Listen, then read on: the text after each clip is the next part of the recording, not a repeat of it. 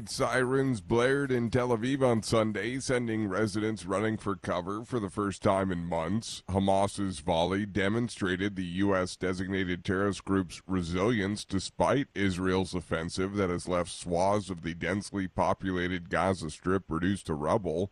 Reuters correspondent Zachary Goldman reports. Relief organizations have warned Gaza's population is catastrophically short of food and medicine and blamed Israel for limiting aid into the enclave. To relieve some of the pain, the U.S. military built a pier to receive aid by sea. Video released by the Israeli military on Sunday purports to show trucks loaded with supplies at the new pier. Focus in both the fighting and ceasefire talks continues to center on the city of Rafah, where Israeli forces say they are committed to rooting out remaining Hamas fighters. Immediately halt its military offensive. The International Court of Justice last week ordered Israel to halt its military operation in Rafah, citing the threat to civilians seeking refuge there. Reuters correspondent Zachary Goldman. Israeli airstrikes killed at least 35 Palestinians and wounded dozens in an area of the southern Gaza City strip of Rafah designated for the displaced, Palestinian Health and Civil Emergency Services said. Saudi Arabia's foreign minister said on Sunday the two-state solution to the Israel-Palestinian conflict must be kept alive. There is a consensus, I think, among the international community that the only way to ensure the security, not just of the Palestinian people and the rights of the Palestinian people, but also the security of Israel, is through a two-state solution. He also called for an immediate ceasefire in Gaza in the release of hostages, saying in a news conference in Brussels this solution would be in the interest of all parties, including Israel. This is VOA News. Bangladesh and India were bracing on Sunday for the first cyclone of the year set to make landfall. Reuters correspondent Olivia Zolino has more. Bangladesh raised its storm danger signal to its highest level of 10 for 2 ports and 9 coastal districts. The country's chief of disaster management told Reuters that tens of thousands of people have been moved to shelters. India deployed its disaster relief force in the eastern state of West Bengal, and flights at Kolkata's airport were cancelled. The Indian Navy said it is keeping ships, aircraft, divers, and medical supplies on standby for deployment if required. Reuters correspondent Olivia Zolino. 12 people traveling on Qatar Airways' flight from Doha to Ireland were injured during a bout of turbulence, Dublin Airport said on Sunday, adding the plane landed safely as scheduled. The flight, a Boeing 787 Dreamliner, landed shortly before 1 p.m. Dublin time, the airport said.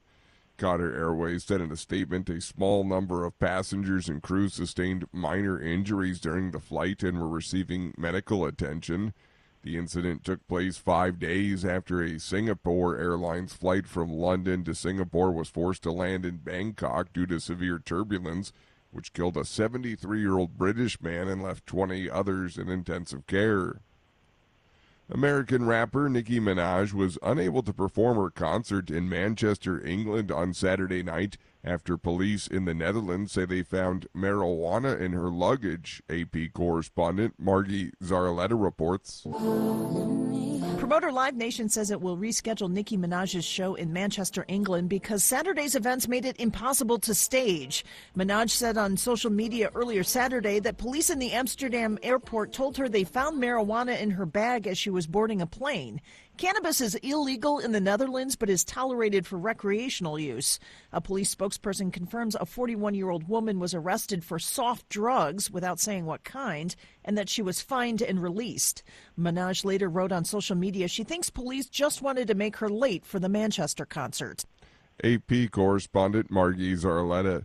All 18-year-olds in Britain will have to perform a year of mandatory military or civilian national service if the governing Conservative Party wins the July 4th national election.